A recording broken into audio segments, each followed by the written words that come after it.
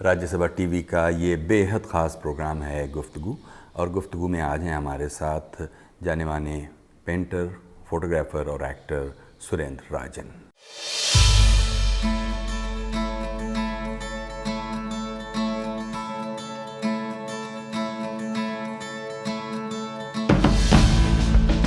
सुरेंद्र राजन मध्य प्रदेश के अजयगढ़ में 19 जुलाई 1939 को जन्मे सुरेंद्र राजन एक पेंटर, फोटोग्राफर और एक्टर हैं। अरे उधर मत चलो, अभी साफ किया है। काका, नाम क्या है तुम्हारा? क्यों? कंप्लेन करने का है? मकसूद नाम है मेरा, जाओ करो। नहीं, कंप्लेन नहीं करने का, थैंक यू बोलने का। सच्ची।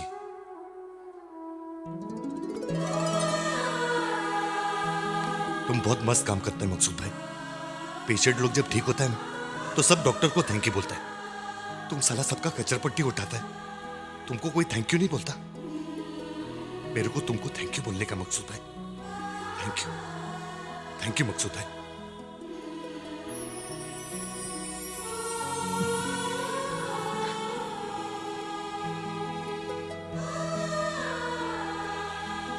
चल बस, रुलाएगा क्या?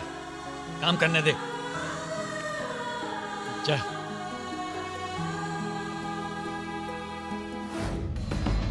फिल्मों में दिखाई देने से पहले सुरेंद्र राजन ने देश विदेश भ्रमण करते हुए तरह तरह के काम किए, जिनका मकसद करियर बनाना या धन संचित करना नहीं रहा। जीवन में सफलता की सीढ़ियां करियर और धन दौलत से नहीं बल्कि सौंदर्य की अनुभूति बढ़ाने से ही चढ़ी जा सकती हैं, कुछ ऐसा उनका मानना रहा है। शायद इसीलिए पेंटिंग्स के जरिए शोहरत और दौलत बटोरने के बजाय सुरेंद्र राजन ऐन उस वक्त सब कुछ छोड़कर साहसिक यात्राओं पर निकल पड़े और 16 साल तक यायावरों जैसा जीवन जीते रहे, जब करियर के अर्थ में कामयाबी उनके लिए पलक पावड़े बिछाए खड़ी थी। सुरेंद्र राजन के लिए फिल्मों में काम करना भी एक संयोग की तरह ही रहा, जिसकी उन्होंने कभी योजना नहीं बनाई थी। पढ़ते लिखते और घूमते फिरते सुरेंद्र राजन जीवन के ताप को बहुत नजदीक से महसूस करते रहे, जिसने उनकी रचनात्मकता को विस्तार दिया। सभी कला रूपों में बराबर दिलचस्पी रखने वाले सुरेंद्र राजन इस बात पर गहरा विश्वास रखते हैं कि व्यक्ति को अपने फाइन सेंसेस का निरंतर विकास करते रहना चाहिए, ताकि वो अपने परिवेश की अनमोल वस्तुओं का सम्मान कर सके और कोमल अनुभवों को ग्रहण कर सके। सुरेंद्र राजन इन दिनों उत्तराखंड के एक सुदूर गांव में प्रकृति के बीच शांत और रचनात्मक जीवन गुजार रहे हैं। सुरेंद्र राजन से बातों का ये सिलसिला शुरू करें, इससे पहले आइए एक नजर डालते हैं फिल्मों में उनके निभाए कुछ किरदारों पर। भाई ये फोन जरा खराब हो गया है, देख लीजिए। देखता हूँ।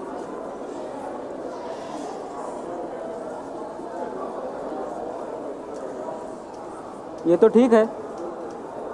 ठीक है, नहीं खराब है, फिर से देख लीजिए। देखिए तो। अच्छा, देखता हूँ।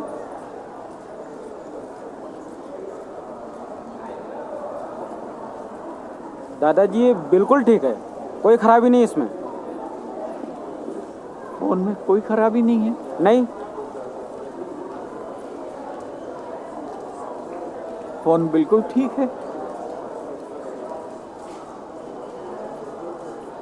तो फिर ये बच्चे फोन क्यों नहीं करते?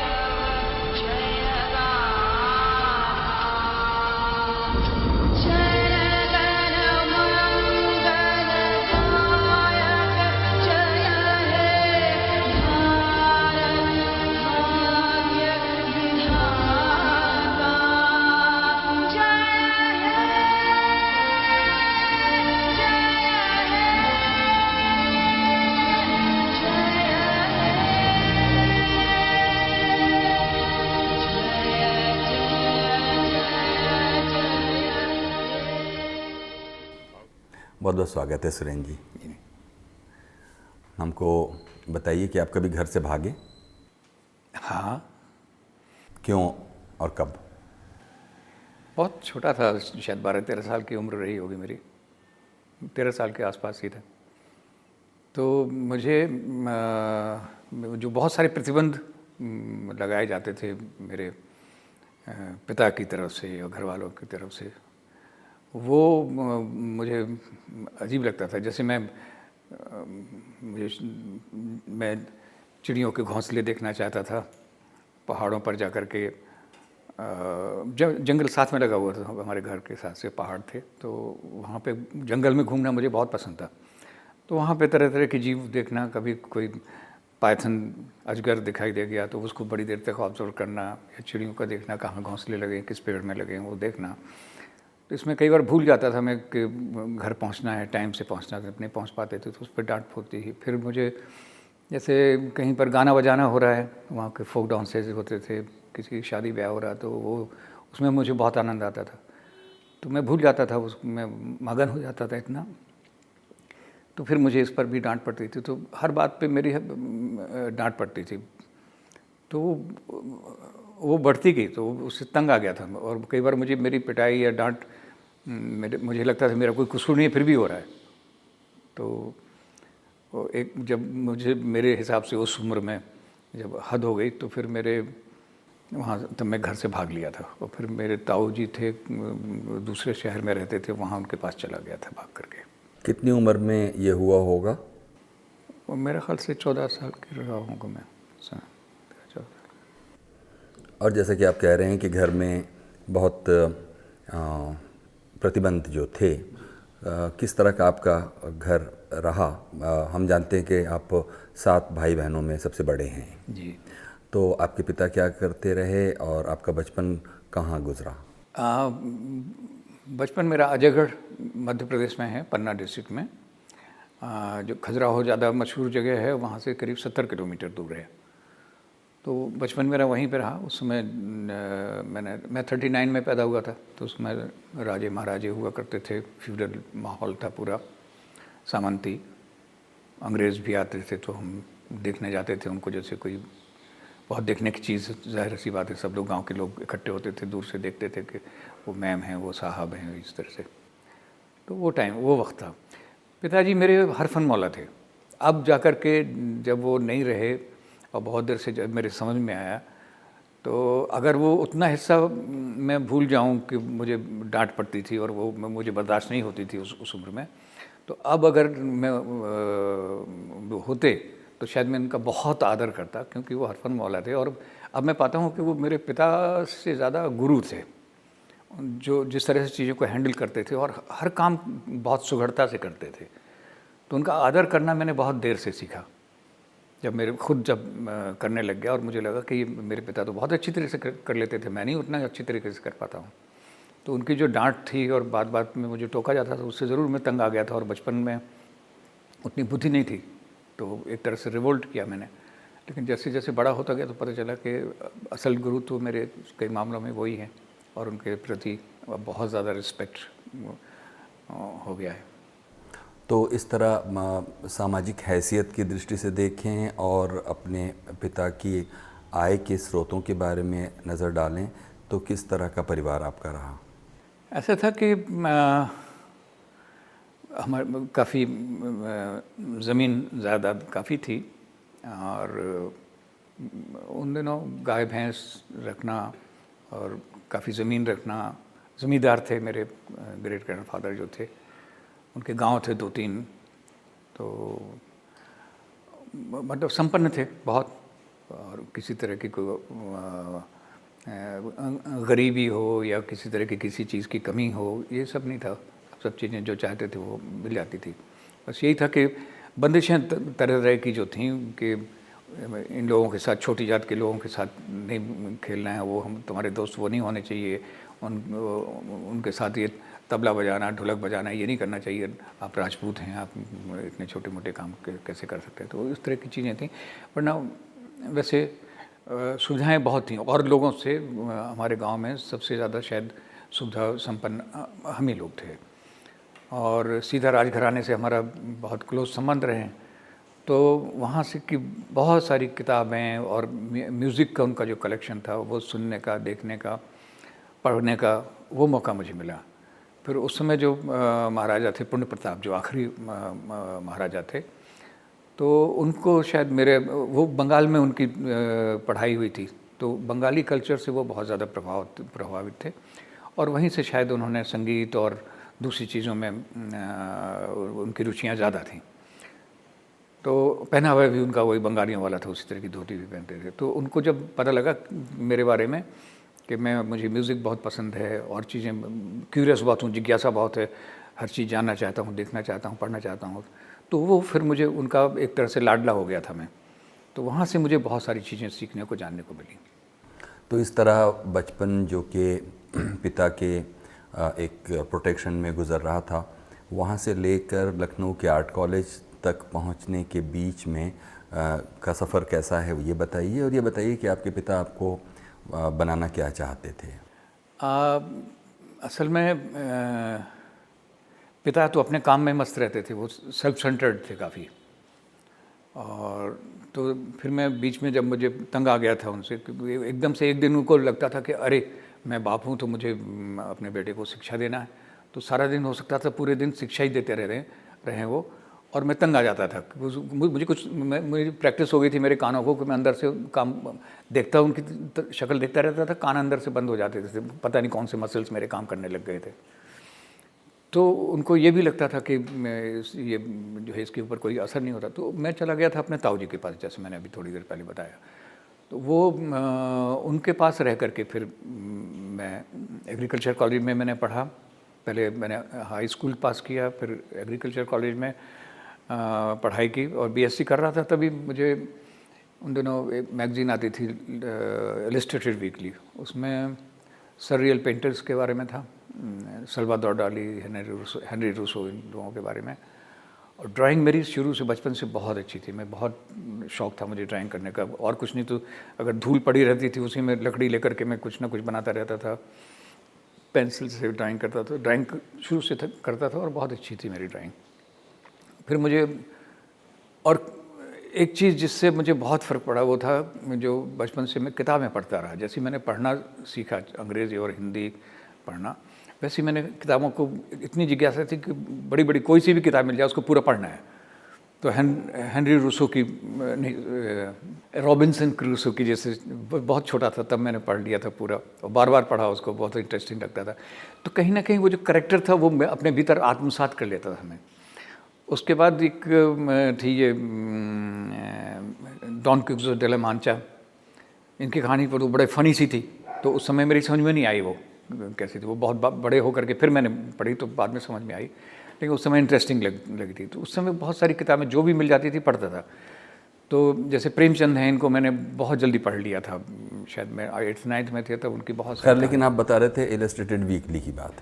हाँ, तो उससे होता ये था कि उसमें जब मैंने देखा तो मुझे लगा इमेजिनेटिव बहुत था मैं उन दिनों। तो मुझे लगा कि मुझे पेंटिंग करना चाहिए और तरह तरह की इमेजेस आती थी। मुझे लगा कि इनको मुझे बनाना चाहिए, कागज़ पे या कैनवास पे उतारना चाहिए। फिर लेकिन मुझे उस समय तक साइंस का स्टूडेंट था तो मुझे नहीं मालूम था कि कहीं आर्ट्स कॉलेज भी है। लेकिन धर्मयुग में एक बार ये सुधीर रंजन खस्तगीर के बारे में आया, उनकी पेंटिंग और उनके स्कल्पचर्स के बारे में, तो पता चला कि वो प्रिंसिपल हैं आर्ट्स कॉलेज के और एक आर्ट्स कॉलेज भी है लखनऊ में। तो मुझे तब ये नहीं मालूम था कि और भी कोई आर्ट्स कॉलेज है, तो मुझे लगा शायद यही अकेला होगा। तो मैं वहाँ चला गया। वहाँ एडमिशन थोड़ा सा मुश्किल से हुआ क्योंकि मेरे पास दिखाने के लिए कुछ भी नहीं था। मुझे नहीं मालूम था कि वहाँ क्या क्या लेके जाना है, दिखाना भी है शुरू में। लेकिन टेस्ट लिया गया तो उसमें मेरे बहुत अच्छे मार्क्स आए और शायद सबसे अच्छा मुझे माना गया था। तो वहाँ एडमिशन हो गया मेरा, आर्ट्स कॉलेज में रहा फिर मैं। तो जब मैं फाइनल ईयर में था तभी मुझे बेस्ट एग्जिबिट अवार्ड मिल गया था। मेरे टीचर थे, उन्होंने कहा कि ये तुम्हें पेंटिंग बहुत अच्छी। मैंने कहा सर मैं तो अभी स्टूडेंट हूँ और इसमें टीचर भी कम्पीट कर रहे हैं, सीनियर आर्टिस्ट भी कम्पीट कर रहे हैं, मैं तो अभी स्टूडेंट हूँ। कहने नहीं, तुम्हारी पेंटिंग बहुत अच्छी भेज दो। तो उसमें बेस्ट एग्जिबिट का अवार्ड मुझे मिल गया था 1965 में। तो इस तरह से फिर वो पेंटिंग का सिलसिला शुरू हुआ। फिर दिल्ली आ गया, दिल्ली में पेंटिंग पार्टिसिपेट करना तो शुरू कर दिया था मैंने पहले ही से, जब मैं लखनऊ में था। दिल्ली में आकर के पार्टिसिपेट करता रहा। स्कल्पचर भी मैंने पार्टिसिपेट किया नेशनल उसमें एग्जीबिशंस में, ललित कला अकेडमी की, और पेंटिंग भी उसमें वो भी आती थी। तो मेरे स्कल्पचर बल्कि ख़रीदा भी गया था ललित कला अकेडमी की तरफ से। तो ये करता रहा, और बाद में कुछ दिनों बाद, लेकिन मुझे वो बेचने की कला नहीं आती थी। और जो मैं इमेजिन करता था, क्योंकि मैं बड़े बड़े आर्टिस्टों के बारे में जैसे पढ़ता था, जानता था, क्योंकि बड़ी बड़ी स्टूडियोज़ होती हैं, और क्योंकि मैं अपने पेरेंट की मर्ज़ी के ख़िलाफ़ वहाँ गया था, तो मेरे पास तो पैसे भी नहीं थे। तो मैं उन दोनों कलर फोटोग्राफ नहीं होते थे, कोई सोच नहीं सकता था कभी कलर फोटोग्राफी भी होगी। तो ब्लैक एंड वाइट होते थे, उसमें रंग भरता था मैं फोटोग्राफर्स के यहाँ से ला करके, उससे जो पैसे मिलते थे उससे मैं अपना कॉलेज का खर्चा निकालता था। फिर होराज ज्वेलर्स के यहाँ ये कप्स और ये शील्ड्स वगैरह बनती थी, तो मैं मिट्टी में बनाता था, प्लास्टिक क्ले में, और फिर वो चांदी में भर देते। तो 80 रुपये महीने उससे मुझे मिलते थे। तो इस तरह से मैंने वहाँ का कॉलेज का खर्चा निकाला। तो मेरे पास इतना पैसा कभी भी नहीं हुआ कि मैं वो स्टूडियो बना लूँ और कंफर्टेबली वो कर सकूँ। और कुछ अपनी, सबकी अपनी अपनी अलग अलग मौलिक आदतें होती हैं। मुझे लगता था कि जब मैं काम करूं तो मुझे फिर खाना बनाने की और फिर ये करने की चिंता, फिर कमाने की चिंता ना हो। तो मुझे लगता था कि फिर मैं रात दिन 24 आवर्स या तो मैं सोचता रहूँ उस काम के बारे में, ये काम करता रहूँ। तो वो पक्ष मेरा कभी भी पूरा नहीं हो पाया। एक स्थिति ऐसी आई, हालांकि बहुत नाम हो गया था, बहुत अच्छा आर्टिस्ट, सब लोग, मुझे उम्मीदें थी बहुत कि इंटरनेशनल लेवल के बहुत अच्छे आर्टिस्ट हैं, लेकिन फिर मुझे लगा कि अगर मैं जैसे मैं चाहता हूँ वैसे नहीं कर पा रहा हूँ, और मैं कहीं नाम आ गया अखबारों में, तारीफ़ हो गई, अवार्ड मिल गया, इससे बड़ा खुश हो रहा हूँ, लोगों ने तारीफ़ कर दी, बड़ी अच्छी पेंटिंग है। अचानक मुझे लगा कि ये इस तरह से आइवरी टावर्स में बैठ करके खुश होते रहना और इतनी लिमिटेड हो जीवन, तब मुझे लगा कि, क्योंकि मैं पढ़ता बहुत था, तो मुझे एक स्टेज में आकर के ऐसा लगा कि जो हमारा जीवन है वो छोटा सा होता है। एक्टिव ईयर्स तो बहुत कम होते हैं, कुछ तो बचपने में निकल जाते हैं, कुछ बाद में हैंडीकैप हो जाते हैं, तो एक्टिव ईयर्स हमारे पास बहुत कम होते हैं। और इतने में मैं सिर्फ यही सोच रहा हूँ कि मेरी ये पेंटिंग कैसे बेचना है, और इसमें इतना अवार्ड मिल गया, इसमें मेरी इतनी तारीफ़ हो गई, तो बहुत सारी चीज़ें मिस करूँगा मैं जीवन में। तो फिर मैंने तय कर लिया कि मैं सब छोड़ करके, पेंटिंग छोड़ करके, घर छोड़ करके, और मैं सिर्फ घूमूंगा और घूमते वक्त तरह तरह के काम करूँगा। तो मैं सब चीज़ें छोड़ करके, सब जो कुछ भी मेरे पास था सब दे करके पेंटिंग लोगों को। फिर करीब 16 साल तक मैं घूमता रहा। तब तक, उससे पहले तो मैं किराए के मकान में रहता था, लेकिन फिर मैं अपनी एक कार थी जिसके पीछे की सीट निकाल करके फेंक दी थी मैंने, उसमें अपना सामान ज़रूरत का रखा था, और बिना तय किए कि अब ये किस सन की बात है? ये है शायद 83 की बात, 83 के बाद की बात है, उस समय की बात है। तो उसके बाद करीब 16 साल तक मैं यूँ ही घूमता रहा हूँ और अलग अलग तरह के काम करता रहा, ताकि पेट्रोल का खर्चा निकल आए, और कुछ भी है जी, खाने पीने का, सर्वाइवल के लिए जितना ज़रूरी है। तो फोटोग्राफ बेचता रहा, कभी किसी का म्यूरल बना दिया, कभी किसी का पंखा ठीक कर दिया, कभी किसी का टेबल ठीक कर दिया, कभी किसी का कपड़े रफू कर दिए, जहाँ गए वहाँ पर ऐसे जो भी काम मिला करते रहे। और तब तक जानकार काफ़ी जानने लग गए थे मुझे एज अ पेंटर और एज एन आर्टिस्ट, तो काफ़ी लोग जानने लग गए थे। तो करीब करीब सभी शहरों में लोग जानते थे। तो जैसे किसी अलग शहर में गया तो वहाँ पर रेडियो स्टेशन में उन्होंने कहा कि आपके साथ बातचीत करेंगे और आप इतने पैसे मिल जाएंगे इनको, तो ये इनका कम पेट्रोल का खर्चा निकल आएगा आगे जाने के लिए। तो वो सिलसिला चलता रहा और मुझे कोई दिक्कत ज़्यादा हुई नहीं कभी भी। तो आप कहते हैं 83 में ये शुरू 83 के बाद शुरू हुआ था। 83 के बाद ये शुरू हुआ कि आपने अपनी पेंटिंग के काम को फिर आगे उस तरह नहीं बढ़ाया जैसे आप दिल्ली में रहकर बिल्कुल तकरीबन बंद कर दिया था। लेकिन कहीं पर जैसे म्यूरल बनाने का काम मिल गया, किसी का पोर्ट्रेट बनाने का काम मिल गया, कुछ मैगजीन या अखबार में इलस्ट्रेशन करने का मौका मिल गया, तो उस तरह से करता रहा। लेकिन इस 83 तक के ज़माने में, जब तक आपका कहना है कि आप अपनी पेंटिंग्स के ज़रिए जाने लगे थे लोगों के बीच में, तब तक आप उसमें अपनी पेंटिंग में क्या कर रहे थे? क्या आप कुछ अजयगढ़ और वहाँ की जो दुनिया की कुछ इम्प्रेशंस थे वो भी कुछ तलाश रहे थे?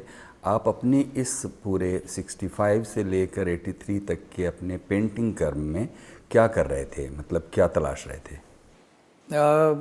मेरा बिल्कुल क्योंकि मेरा जो इंटरेस्ट था सबसे ज़्यादा वो था सररियल पेंटिंग्स में। तो सररियल में वो ड्रीम्स का ज़्यादा महत्व होता है। हम जैसे हम मान लीजिए आप इमेजिन करते हैं कि हमारा 10 फुट का हाथ है और हम कोई चीज़ यहीं बैठे बैठे उतनी दूर रखी हुई चीज़ उठाना चाहते हैं, तो हमें पेंटिंग में हम चाहें तो उतना लंबा हाथ बना सकते हैं, जबकि इतना संभव नहीं है। तो सब चीज़ें तो बिल्कुल नॉर्मल लगती हैं कि, लेकिन ये एक नॉर्मल चीज़ें ऐसी हो जाती हैं।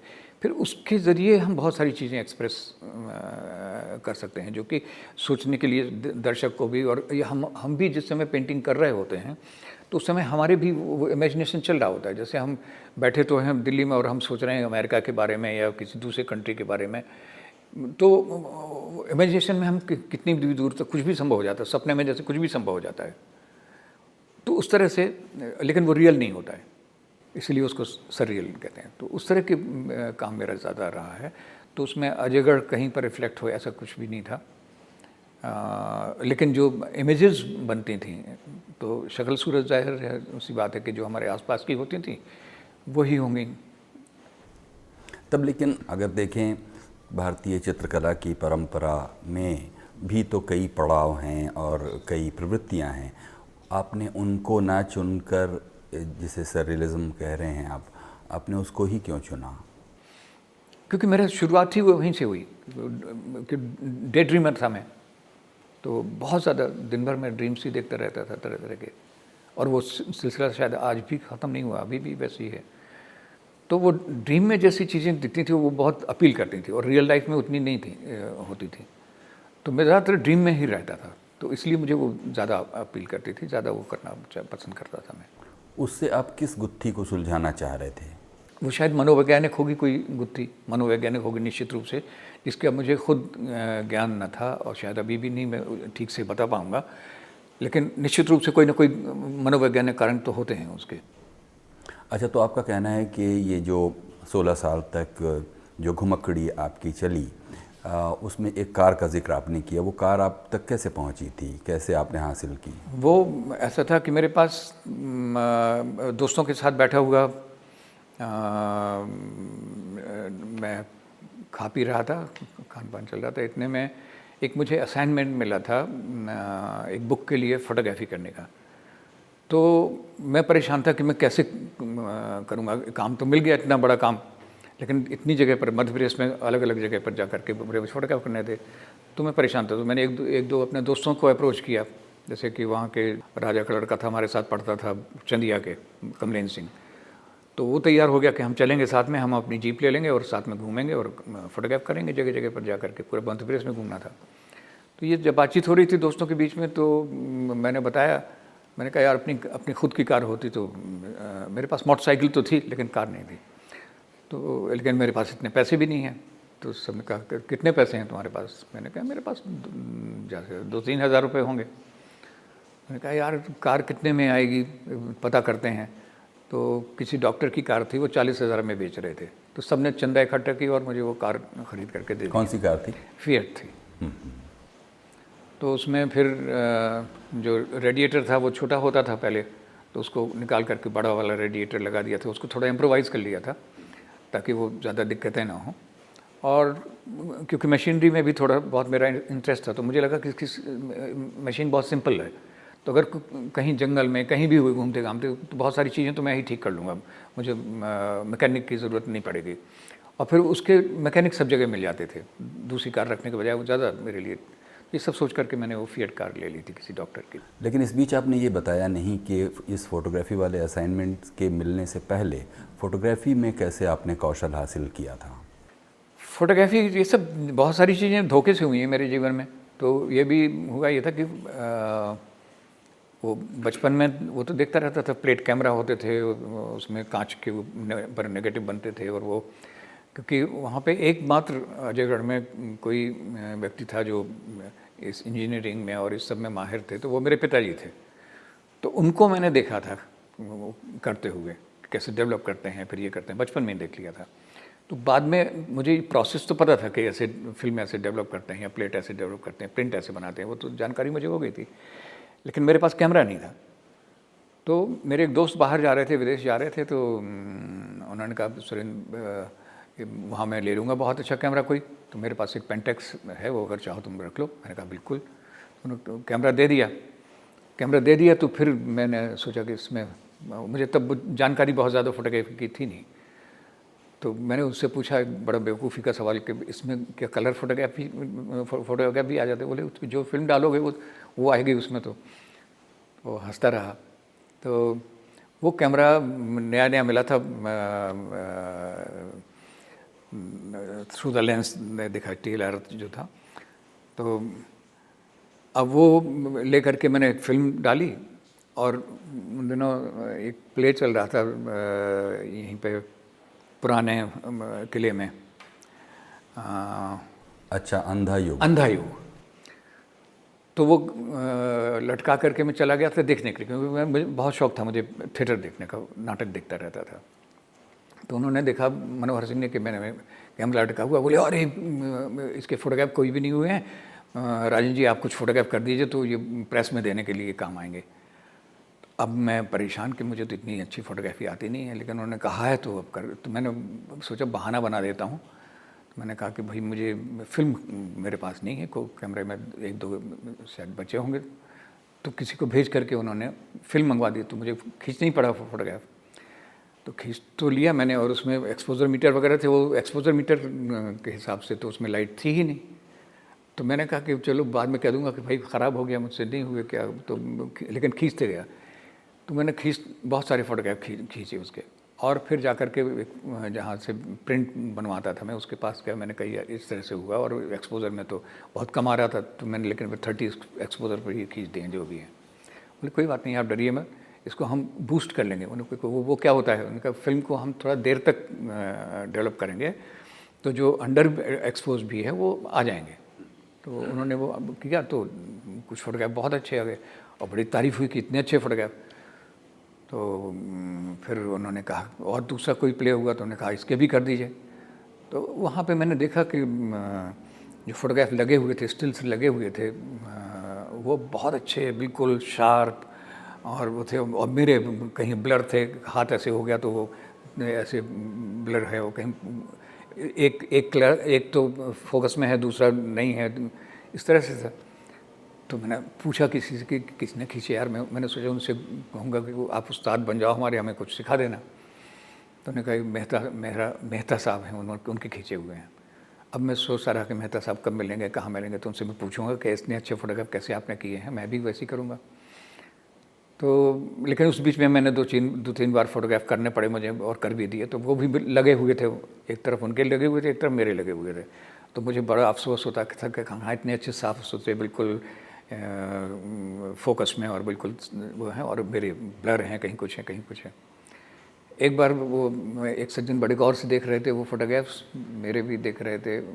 तो मैंने किसी ने बताया कि यही हैं, आप कह रहे थे ना मेहता साहब कौन है, मेहरा साहब कौन है, तो मैंने कहा बोले यही हैं। तो वो मेरे फोटोग्राफ्स को बड़े गौर से देख रहे थे। तो मैं गया, मैंने कहा सर मैं सुरेंद्र राजन, मैंने ये फ़ोटोग्राफ खींचे हैं और मुझे फ़ोटोग्राफी करनी आती नहीं है, तो आप मुझे थोड़ा सा बता दीजिए।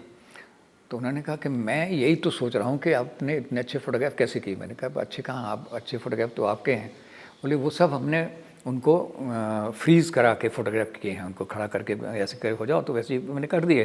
तो ना कोई ब्लर है कहीं पर, ना सब उससे आपने तो परफॉर्मेंस के दौरान खींचे हुए हैं, तो इसमें वो डायनेमिज्म पूरा है। तो मैं तो मैं नहीं कर सकता हूँ इस तरह के जैसे फोटोग्राफ। तो मुझे बड़ा अजीब लगा कि मुझे तो फोटोग्राफी आती नहीं। खैर, तो इस तरह से वो फोटोग्राफी शुरू हुई। फिर कारण जी ने कहा कि फ़ोटोग्राफी डिपार्टमेंट हमारा कोई नहीं है और सब इक्विपमेंट पड़ा हुआ है, तो आप संभाल लीजिए। तो वो करने लग गए। फिर सईद मिर्ज़ा हमारे मित्र हैं, तो उन्होंने कुछ फ़ोटोग्राफ देखे मेरे। कारण जी ने कहाँ पर NSD में, NSD के फ़ोटो डिपार्टमेंट में आपने फिर क्या वो किया? डिपार्टमेंट संभाल लिया मैंने। फिर मैं फ़ोटोग्राफ करता रहा, जो यहाँ के प्लेस के फ़ोटोग्राफ होते थे NSD के, जो भी। कितने साल? मैंने 1-2 साल किए होंगे। उसके बाद फिर कारण जी और मैं, हम सब लोग वहाँ भोपाल चले गए थे, भारत भवन जब बन रहा था। हाँ, ये कब चले गए आप लोग 81 में गए थे हम। और कितना टाइम रहे भोपाल में? मैं रहा 2 साल। और क्या करते थे वहाँ भारत भवन में? मैं वहाँ पर OSD था, लेकिन तो वहाँ पे वो सब मुझे नहीं मालूम था, वो अफसरी में नोट शीट बनाना ही करना, वो मेरा इंटरेस्ट नहीं था, मैं तो काम करने वाला आदमी। फिर वहाँ पे जो म्यूज़ियम बना था उसमें पूरे मध्य प्रदेश से इकट्ठे करना जो आर्टिफैक्ट्स हैं, और छोटी छोटी जगहों पर भी जाना, वहाँ के जो अच्छे अच्छे फोक उनका वो जो करने वाले हैं उनको लेकर के आना। तो वो काम साथ में स्वामीनाथन में उदय प्रकाश भी थे साथ में हमारे, तो हम लोग करते रहे। उसके बाद फिर जब मुझे लगा कि ये बैठ कर के क्लर्कों वाला काम करना है, बैठ के नोट शीट बनाना है, इसकी इतनी तनख्वाह, इसकी ये बढ़ाना है, इसकी सिफारिश करना, हर चीज़ के लिए पूछना है बॉस से, तो उसका मुझे कोई तजर्बा भी नहीं था, अभ्यास भी नहीं था, और मुझे वो सब पसंद भी नहीं था। मैं तो फील्ड में काम करने वाला आदमी था। तो फिर मैं चला गया था। फिर उन दिनों यहाँ लखनऊ लिटरेसी हाउस में वहाँ के जो डायरेक्टर थे उन्होंने कहा कि आप हमारे यहाँ आ जाइए एज अ आर्ट कंसल्टेंट। तो फिर वहाँ चला गया 1 साल के लिए। तो वहाँ पर जैसे हार्टिकल्चर में कैसे, कहाँ पे कैसे पेड़ पौधे लगाने चाहिए, उनका गेस्ट हाउस था, उसमें कैसे उनके ड्रेपरीज कैसे होने चाहिए, क्या पर्दे कैसे होने चाहिए, वो कैसे होने चाहिए, डाइनिंग हॉल था उसमें क्या होना चाहिए। तो ये, और फिर कठपुतली से वो लिटरेरी हाउस में वो जो प्रौढ़ शिक्षा के लिए बनाते थे प्रोग्राम, तो उसमें क्या इम्प्रूवमेंट हो सकते हैं कठपुतलियों में, वो किए, शोज़ उनके और थोड़ा सा इम्प्रूव किए। तो 1 साल तक करीब वर्क करता रहा। ये सब जो हो रहा था ये आपकी घुमक्कड़ी शुरू करने से पहले का दौर है? हाँ। तो ये जब आपने 16 साल जब यात्राएं की, उनमें एक हिस्सा तो आपके उस असाइनमेंट से जुड़ा हुआ था जिसमें आपको मध्य प्रदेश के बहुत सारे इलाकों में घूम घूम कर फ़ोटो खींचने थे, लेकिन इसके साथ साथ बोनस में बहुत सारी दूसरी चीज़ें भी मिल रही होंगी जो आपको घूमने के दौरान अनुभवों में मिलती हैं। लेकिन इसके बाद फिर आपने घूमने को ही क्या उद्देश्य बना लिया? उद्देश्य क्या, उसमें मज़ा आने लग गया था मुझे। तो उद्देश्य मेरा कभी कुछ ऐसा था नहीं, क्योंकि वो जब तब तक था, वो जब जैसे शुरू में था कि पैशन था मेरा कि मुझे पेंटिंग करना है या स्कल्पचर करना है। तो स्कल्पचर की भी जब मैं कल्पना करता था तो मुझे कल्पना में भी मैं 10-15 फुट से छोटा कोई स्कल्पचर मेरे दिमाग में आता नहीं था। फिर उसके लिए रखने के लिए जगह, रख रखाव के लिए फिर उतना मटेरियल, वो सारी चीज़ें, उसके लिए काफ़ी पैसा चाहिए, जगह चाहिए, सब कुछ चाहिए, जो मुझे मालूम था कि मैं कभी नहीं कर पाऊँगा। तो मेरा ये था कि करना है तो अच्छे से करना, नहीं तो नहीं करना है, और कोई ज़रूरी नहीं है। तब तक मुझे समझ में आ गया था कि कोई ज़रूरी नहीं कि मैं पेंटिंग करूँ ही या स्कल्पचर करूँ ही, क्योंकि मैं पढ़ाई मेरी बंद नहीं हुई, मैं पढ़ता रहता था। तो मुझे ये लगता था कि मैं अपने सेंसेस जो मेरे डेवलप होते जा रहे हैं धीरे धीरे करके, एस्थेटिक साइंस मेरा जो डेवलप हो रहा है, उसका इस्तेमाल करना है, चाहे वो पेंटिंग में हो, चाहे लेखन में हो, चाहे वो फोटोग्राफी में हो, चाहे बातचीत में हो, चाहे घूमने में हो, चाहे किसी भी चीज़ में हो, उसका इस्तेमाल होते रहना चाहिए। तो फिर मैं पेंटिंग अभी भी, हालांकि मैं रोज़ाना सोने से पहले, वो आदत पड़ी हुई कई साल की, तो अभी तक गई नहीं है, सोने से पहले जब तक मैं 1-2 पेंटिंग या स्कल्पचर नहीं बना लेता हूँ, जैसे आंखें बंद की तो फिर बनना शुरू हो जाते हैं, वो बनते बनते सो जाता हूँ। तो वो तो सिलसिला चलता रहता है मेरे, वो पैसिफिकेशन कह लीजिए, सब्लिमेशन कह लीजिए, वो सब हो जाता है। लेकिन फिर मुझे लगा कि कोई ज़रूरी नहीं है कि मैं पेंटिंग करूँ ही। अच्छे पेंटर जो अच्छा काम कर रहे हैं उनको सराहूँ मैं। अच्छा, जो जैसे मैं म्यूज़िक अप्रिशिएट करने के लिए म्यूजिशियन बनना मेरा ज़रूरी नहीं है, बहुत अच्छा काम कर रहे हैं उनको सुनिए, उनका काम देखिए, उनको सराहिए, उनको अगर और कुछ नहीं कर सकते तो उनको प्रोत्साहित करिए। फिर मुझे लगा कि बहुत कुछ है करने के लिए जीवन में, अगर करना चाहे पॉजिटिव, लेकिन जो कुछ भी हो आपके प्रयास वो पॉजिटिव होने चाहिए। ज़रूरी नहीं कि आप एक पेंटर की तरह के बड़े खुश हो गए, बहुत बड़ा नाम हो गया, बहुत पैसे कमा लिए आपने, तो उसमें फिर बाद में उससे इंटरेस्ट ख़त्म हो गया था। फिर मुझे जंगल ज़्यादा पसंद, जो शुरुआत की जहाँ से की थी, जंगल मुझे बहुत पसंद थे। बाद में फिर वाइल्ड लाइफ फोटोग्राफी जब थोड़ा बहुत करना शुरू कर दी तो उसमें फिर जंगल पसंद आने लग गए, क्योंकि वहाँ पे कोई डिस्टर्बेंस नहीं। मुझे शांति बहुत पसंद थी, कि बातों में बहुत एनर्जी खर्च होती है, तो मुझे वहाँ पे लगता था। फिर देखने का मौका मिलता था कि हम बादलों को देखना है तो हम सवेरे से लेकर शाम तक बैठ करके बादल देख सकते हैं। सांप से जिससे डरते हैं हम उसको फॉलो कर सकते हैं, देख सकते हैं उसके कैसे कलर्स हैं, कैसी डिज़ाइन है, उनके ऊपर कैसा पैटर्न है, वो सब देख सकते हैं। तो उसको देखना है, एंजॉय करना, चाहे वो प्रकृति में है चाहे किसी का बनाया हुआ है, उसमें मेरा इंटरेस्ट ज़्यादा हो गया। लेकिन सुरेंद्र जी, इन सब चीज़ों से, ये देखने से, आनंद से, इससे मिलता क्या है? इससे क्या मिलता है? फ़ायदा क्या है इससे? ये सवाल काफ़ी लोगों ने पूछा मुझसे।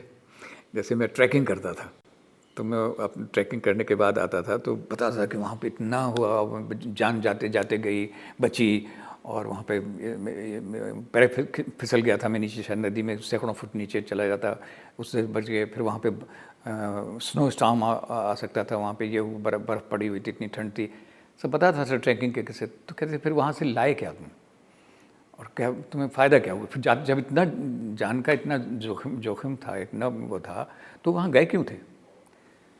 तो फिर मैं भी सोचने लग जाता था कि वहाँ से तुम्हें कुछ भी हीरे जवाहरात तो कुछ लेके आया नहीं, वहाँ से कुछ भी नहीं लेके आया।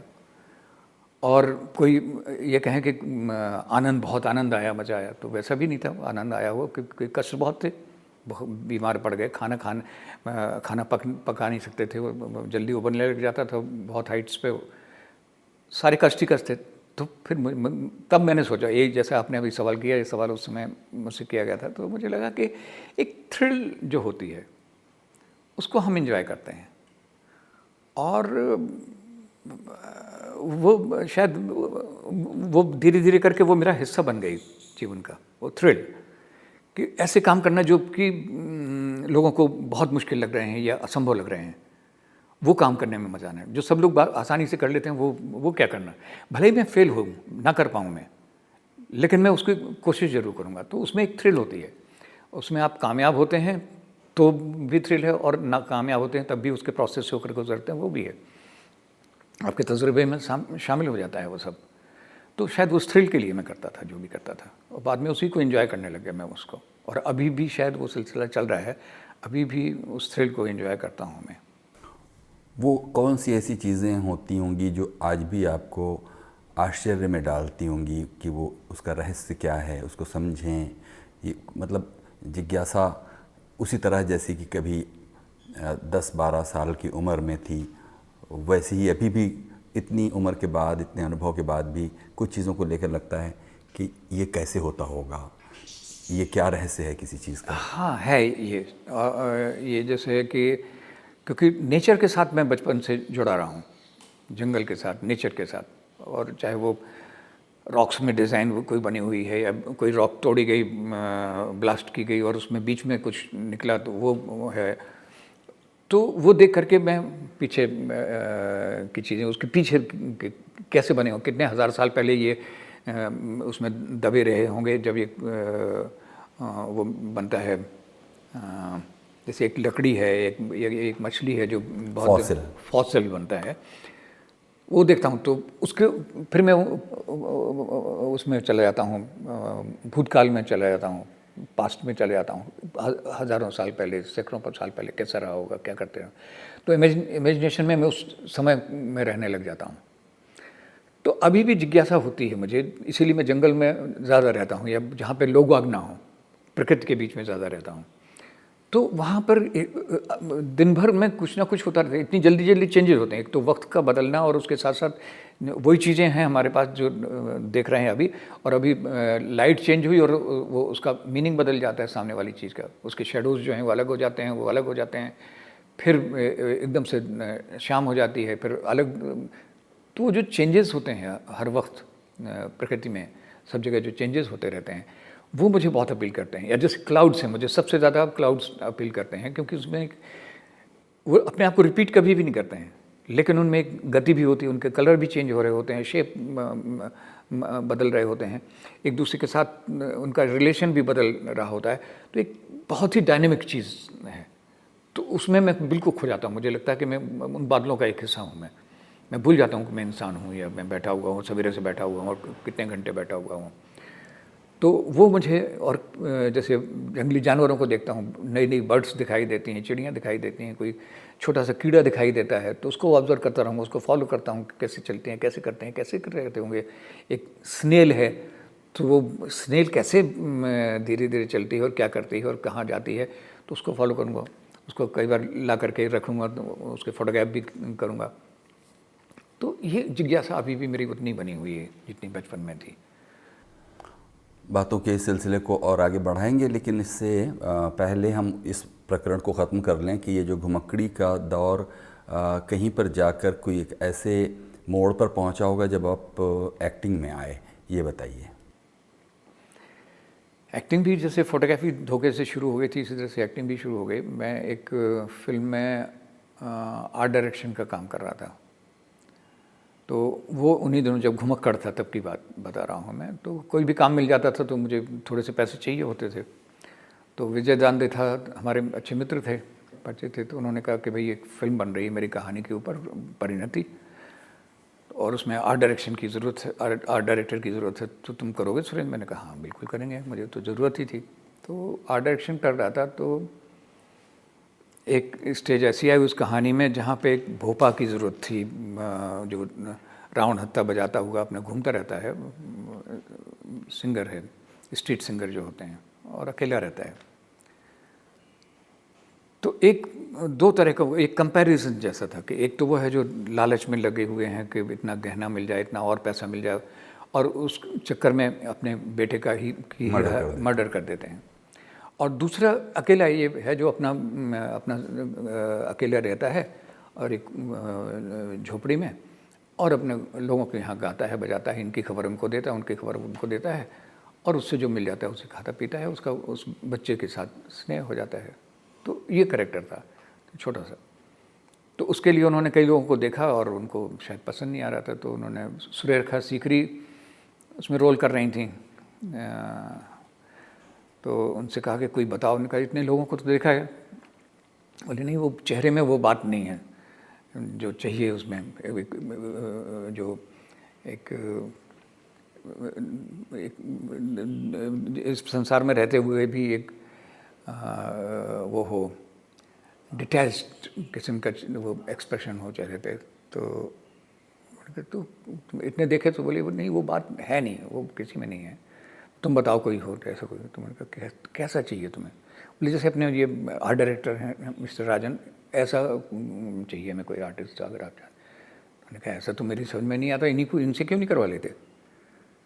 तो उन्होंने कहा कि उनसे आप कहो, क्योंकि मुझे तो डर लग रहा है, क्योंकि लाए थे आर्ट डायरेक्शन के लिए, मैं उनसे फ़ोटोग्राफी भी करवा रहा हूँ और उनसे ये खाना पकाने का इंतज़ाम भी करवा रहा हूँ और दूसरे काम भी करवा रहा हूँ। तो ये भी कहूँगा तो वो मुझे डांट ना दें कहीं। तो सुरेखा ने मुझसे कहा, मैंने कहा भाई मैंने कभी सुरेखा कभी एक्टिंग नहीं की है।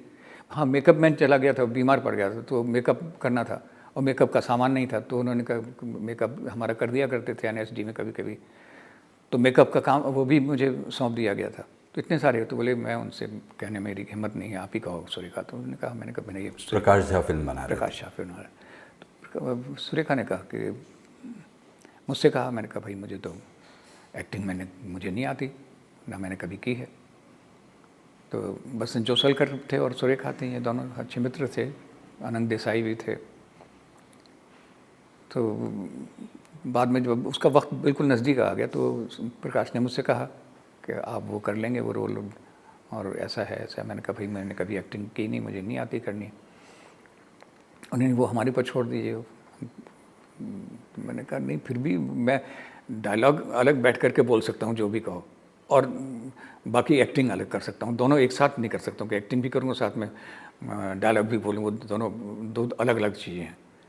तो बहुत मैंने बहाने बना रहा था। मैंने कहा फिर वो राउंड हत्ता मुझे बजाना नहीं आता। वो बोले वो नहीं, आपको तो ऐसे ऐसे करते रहिए और बैकग्राउंड में चल। मैंने कहा मुझे पता लगता है कि कहाँ पे उंगली रखी है और कहाँ पे कौन सा सुर निकल रहा है, और मुझे बहुत ख़राब लगता है उसमें जब फिल्म में किसी में देखता हूँ कि ऐसे ऐसे कर रहे हैं, उनको ठीक से पकड़ना भी नहीं आता है, कैसे बो को कैसे पकड़ना चाहिए वो भी नहीं आता उनको, तो मुझे बहुत ख़राब लगता है। तो वो मैं नहीं करूँगा कभी भी। या जैसे कोई कैमरा है वो ऊपर से ऐसे पकड़ करके फोटोग्राफर बने हुए हैं और खींच रहे हैं, तो वो फोटोग्राफर नीचे से पकड़े गए कैमरे को ऊपर। मैंने कहा तो मुझे बहुत ख़राब लगता। तो अगर मैं वो सीख लूँगा, मैंने सोचा बच जाऊँ शायद, मैंने कहा अगर मैं वो सीख लूँगा जो धुन निकालनी है तो मैं करूँगा कि शायद बच जाऊँ। तो फिर उन्होंने प्रोफेशनल जो बजाने वाला था उसको बुलाया मुझे ट्रेन करने के लिए, वो बजाने लग गया, फिर वो काम करना पड़ा। तो मैंने सोचा चलो छुट्टी, छोटा सा काम था, कर दिया, छुट्टी मिल गई। वो देख करके अरुंधति BBC चैनल 4 के लिए एक फ़िल्म बना रही थी, इंग्लिश फिल्म इलेक्ट्रिक मून। तो उन्होंने देखी होगी वो, बोले, अरे आप तो बड़ी अच्छी एक्टिंग करते हैं और अब हमारी इसमें फिल्म में काम कर दिए। वो शायद उस समय any gives it those ones बना रही थी, तो उसमें फिर रोशन सेठ के साथ उनका एक छोटा सा रोल है वो कर दीजिए। तो मैं उसमें भी घबराया बहुत, मैंने कहा चलो ठीक है कर देते हैं। फिर उन्होंने कहा कि इलेक्ट्रिक मून बना रहे हैं, उसमें एक बहुत बढ़िया कैरेक्टर है जगदीश जॉनस्टन का, वो कर दीजिए। मैंने कहा यार तुम लोग सब मुझे एक्टर बना के छोड़ोगे क्या? मैं उन दिनों वाइल्ड लाइफ फोटोग्राफी कर रहा था, लेकिन वहाँ से भी उन्होंने बुलवा लिया। नसीर ने कहा कि अरे करिए, अच्छा रहेगा, साथ रहेगा, मज़ा आएगा। फिर रोशन सेठ भी थे, सब लोग थे, तो उन्होंने कहा मज़ा आएगा, चलिए साथ में रहेंगे कम से कम। फिर ये थी क्या नाम इनका, कभी कभी एकदम से भूल जाता हूँ मैं, जो बुजुर्ग एक्ट्रेस थी, लीला नायडू। लीला नायडू, वो भी थी उसमें। तो सब लोग ना, तो फिर वो किया।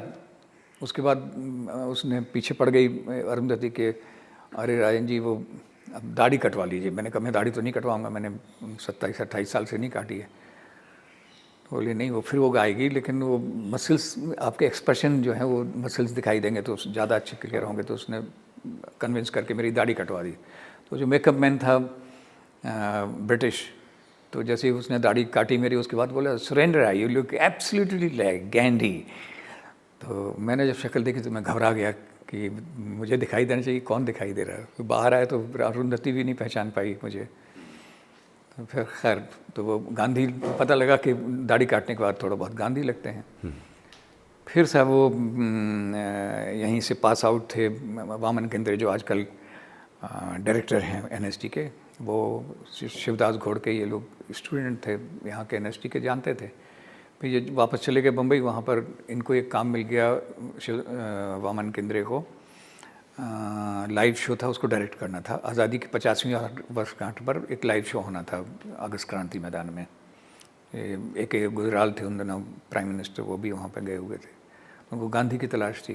तो शिवदास ने कहा कि वो अपने राजन भाई हैं। उनका कहाँ है यार, गांधी कहाँ मिले? उनको वो हैं। तो तू पागल हुआ है, वो कहाँ? वो राजन भाई वो जो फोटोग्राफर और पेंटर हैं वो, हाँ, तो उनकी जैसी दाढ़ी है, ना तो वो एक्टर हैं और दाढ़ी ऐसी हो, गांधी कहाँ से लिखते? तू पागल हुआ है? तो उसने मैगजीन दिखा दी, उसमें लिखा हुआ था, बड़ी तारीफ लिखी हुई थी मेरे बारे में कि जितने अच्छे पेंटर हैं उतने अच्छे एक्टर भी हैं। और पूरी फिल्म देखने के बाद अगर कोई कैरेक्टर याद रहता वो जगदीश जॉनस्टन का है, और इतने, ये सब तारीफ थी। बोले लेकिन उनका तो ना कोई घर है, ना उनका कोई फ़ोन नंबर है, तो वो मिलेंगे कैसे? उनका चांस लेते हैं। तो उन्होंने 5-6 लोगों को यहाँ दिल्ली में कह दिया कि अगर वो राजन भाई कहीं पाए जाएँ तो उनको पार्सल कर दिया जाए बॉम्बे। तो इत्तेफाक से मैं दिल्ली में था उन दिनों, तो जिससे भी मिले, अरे आपको वहाँ बम्बई में बुलाया, जैसे बड़ी चीज़ हो। चला गया साहब, उन्होंने कहा जरा जल्दी आ जाएगी तो आप और भी हेल्प करेंगे हमारी इसमें सेटिंग एटिंग में, दूसरी चीज़ों में, और एक्टिंग भी महात्मा गांधी की वो थोड़ा सा प्रैक्टिस करने के लिए हो जाएगा। गए वहाँ पे 10 दिन के लिए गए थे, लेकिन फिर एक के बाद वहाँ भी टीवी पर आ गया, अखबारों में आ गया, फिर वो एक के बाद एक छोटे छोटे काम मिलने लग गए। तो गया था 10-15 दिन के लिए, 15 साल फिर एक के बाद एक काम मिलते रहे, करता रहा। लेकिन तब तक मैंने बहुत पहले तय कर लिया था, जब मैं ट्रैकिंग करता था तभी तय कर लिया था कि जब मैं 75 साल का हो जाऊँगा, 75 का, तो मैं अपनी सब छोड़ छाड़ करके पहाड़ों पे रहूँगा, हिमालय पे कहीं भी।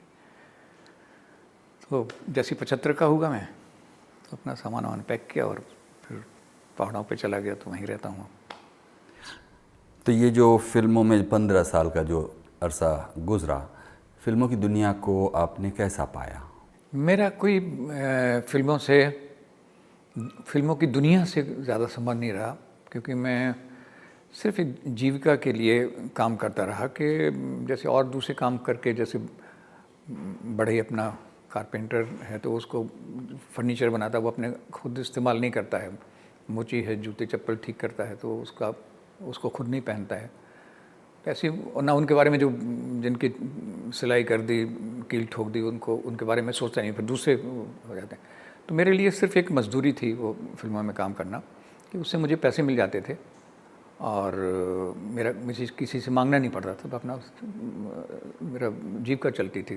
तो इसलिए मेरा कोई संबंध वहाँ, मेरा कोई इंटरेस्ट नहीं था कि मैं जानूँ, इंडस्ट्री के बारे में जानूँ, किसी से आर्टिस्टों एक्टर्स जो हैं उनसे मिलूँ या उनसे बातचीत करूँ, या तो उससे मेरा कोई ऐसा सीधा संबंध नहीं था। तो मुझे उसके बारे में बहुत ज़्यादा जानकारी नहीं हो पाई, क्योंकि मेरा उसमें इंटरेस्ट ज़्यादा नहीं था। मेरा इंटरेस्ट सिर्फ ये था कि मेरा खर्चा निकलता रहे वहाँ से, तो मैं एक तरह से मजदूरी करता रहा हूँ मैं वहाँ पे। लेकिन फिर भी कभी कभी ऐसा भी होता है कि आप किसी एक काम को करते हुए कुछ चीज़ें आपको बोनस में मिल जाती हैं। मसलन सेट पर कुछ ऐसे साथी, कुछ ऐसे दोस्त, कुछ ऐसे अनुभव भी मिल जाते हैं जो आखिरकार आपकी इस ज़िंदगी के इस प्रोजेक्ट में कहीं कोई वैल्यू ऐड करके जाते हैं। तो वेस्ट तो नहीं जाता है कुछ भी, कुछ ना कुछ तो होता ही है, लेकिन उस तरह की दोस्ती तो किसी से मुझे लगा संभव नहीं है। वहाँ का बिल्कुल अलग संसार है बम्बई का जो मैंने देखा। बाकी पूरे हिंदुस्तान में हर जगह घूमता रहा हूँ, पूरा देखा, बाहर भी, विदेश में भी रहा मैं। तो वहाँ पे अपने काम के लिए ही आप मिलजुल सकते हैं या फ़ोन कर सकते हैं किसी को।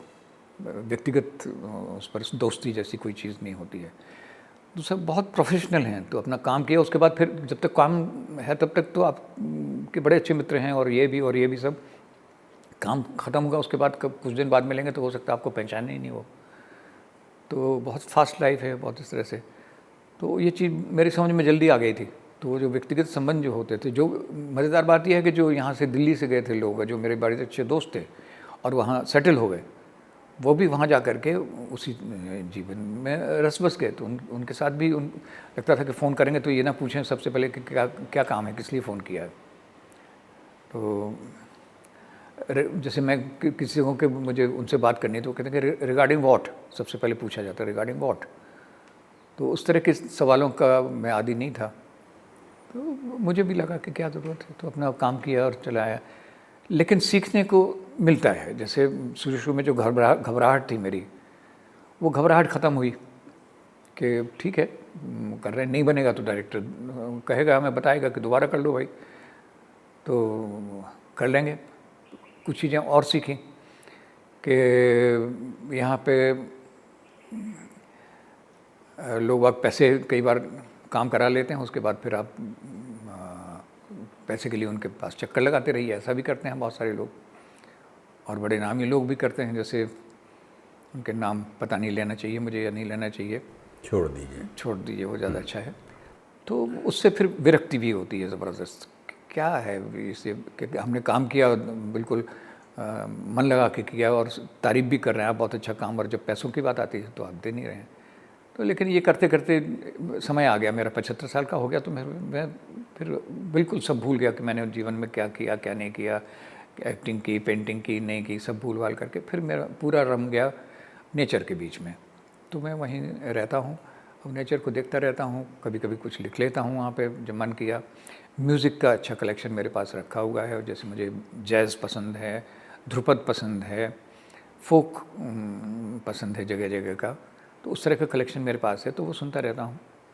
और समय कब बीत जाता है, पूरा सुबह से शाम कब हो जाती कुछ पता नहीं लग पाता। फिर वहाँ पर तो बादलों का अपना खिलवाड़ चलता रहता है, और बहुत सारी चीज़ें बदलती रहती हैं, रोशनी इधर से उधर हो रही, इतनी सारी चीज़ें रहती हैं ऑक्यूपाई करने के लिए, खुश रहने के लिए। और ज़्यादा खर्चा नहीं है वहाँ पर, कमाने की ज़रूरत नहीं है। वो मनीष हमेशा चाहता रहा कि कुछ मदद करे मेरी, लेकिन मैंने उसको कभी मौका नहीं दिया। फिर बाद में उसने कहा कि अब तो आप कुछ कमाते भी नहीं, अब तो मुझे गुरु दक्षिणा देने के लिए कुछ मौका दीजिए। तो मैंने देखा कि वहाँ मेरा 3000 में काम चल जाता है। तो मैंने कहा ठीक है 3000 रुपये तुम हर महीने दे दिया करो। उसको ओब्लाइज कर दिया। तो शायद इकलौता व्यक्ति है जिसको मैंने अलाउ किया हुआ है कि तुम मुझे पैसे दे दो, क्योंकि उससे उसको अच्छा लगता है। और यहीं पर वो मौका है जबकि दो चीज़ों का नाम एक साथ आया, एक तो म्यूज़िक का और दूसरे मनीष का।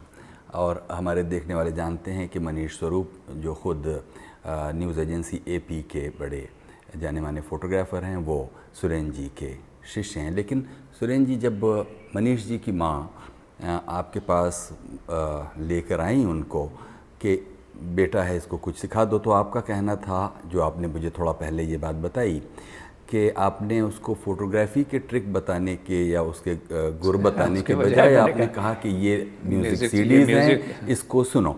तो ये बात मैं अक्सर अपने दोस्तों से शेयर करता हूँ, अपने देखने वालों से भी शेयर करता हूँ कि कोई स्टूडेंट आपके पास आया तो फोटोग्राफी सीखने है, लेकिन आप उसे कह रहे हैं म्यूज़िक सुनो, इसका क्या राज है?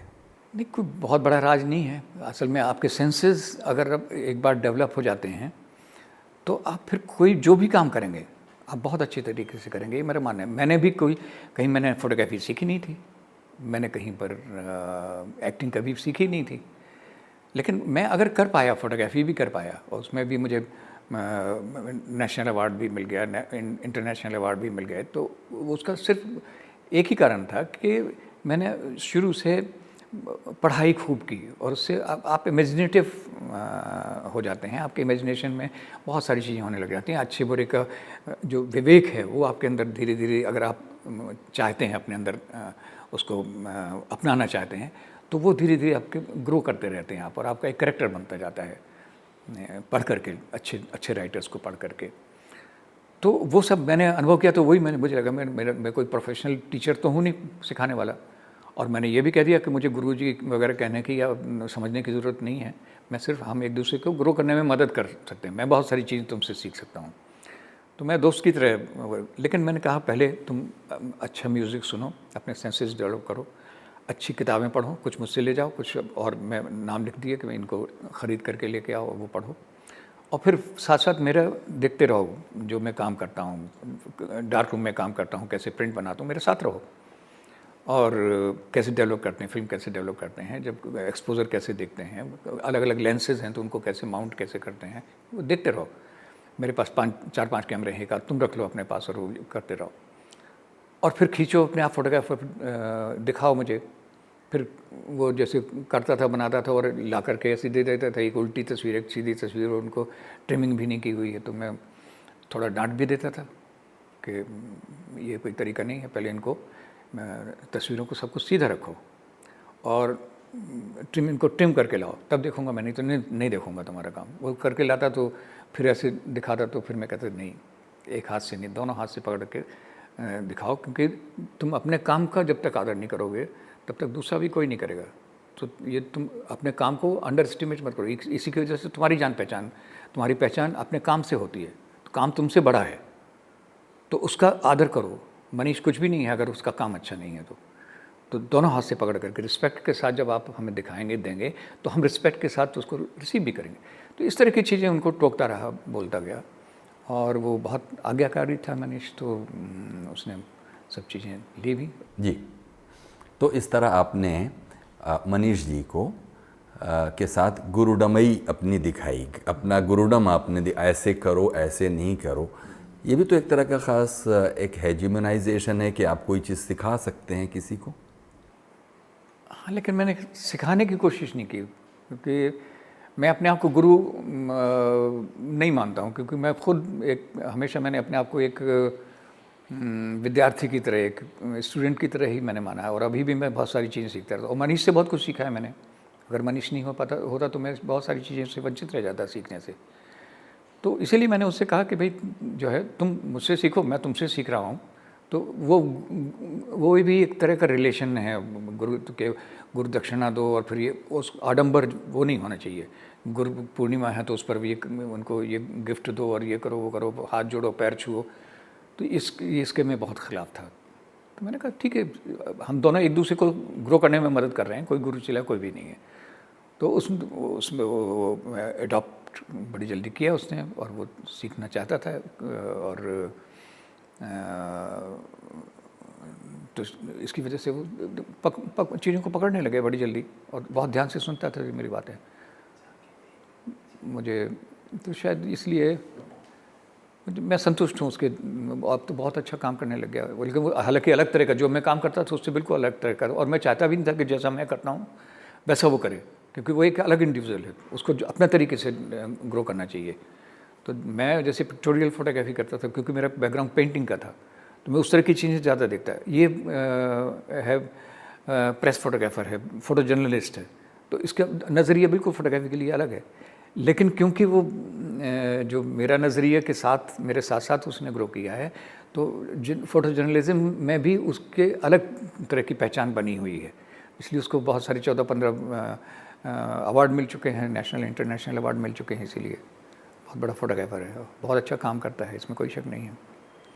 थोड़ी देर पहले आपने कहा कि इंसान को अपनी जो जो फाइन सेंसेस हैं उनको डेवलप करना चाहिए, और नेचर हो या और जो दूसरी आर्टिस्टिक एक्सप्रेशंस हैं आसपास, उनके लिए एक एप्रिसिएशन डेवलप करना चाहिए। बिल्कुल, ये एक ऐसी चीज़ है, ये जो थोड़ी सी इंटेंजिबल चीज़ है, ये बात समझना कि एप्रिशिएट करना क्या चीज़ है, हम किस चीज़ को अच्छा कहें, किस चीज़ को कहें कि नहीं उसके मुकाबले ये अच्छा है, ये अच्छा होता क्या है।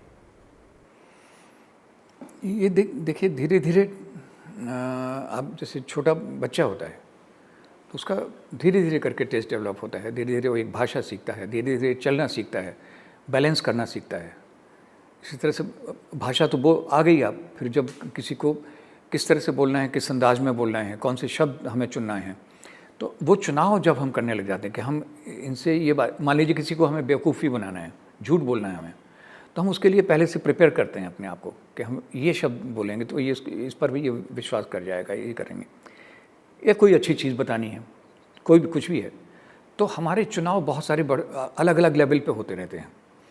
कि सबसे पहले तो एक ख़्याल जो हमारे दिमाग में आया कि हमें ये करना है, उसके बाद फिर हम उसके लिए ये करने के लिए हमें बातचीत करने के लिए हमें कौन सी भाषा चुननी है, फिर भाषा का कैसी टोन हमारी कैसे होना चाहिए, उसमें शब्द फिर कौन कौन से ज़्यादा सही रहेंगे, तो चाहे हम लिखने में उनका इस्तेमाल कर रहे हों और चाहे बोलने में इस्तेमाल कर रहे हों, तो वो सब करते करते एक अभ्यास हो जाता है।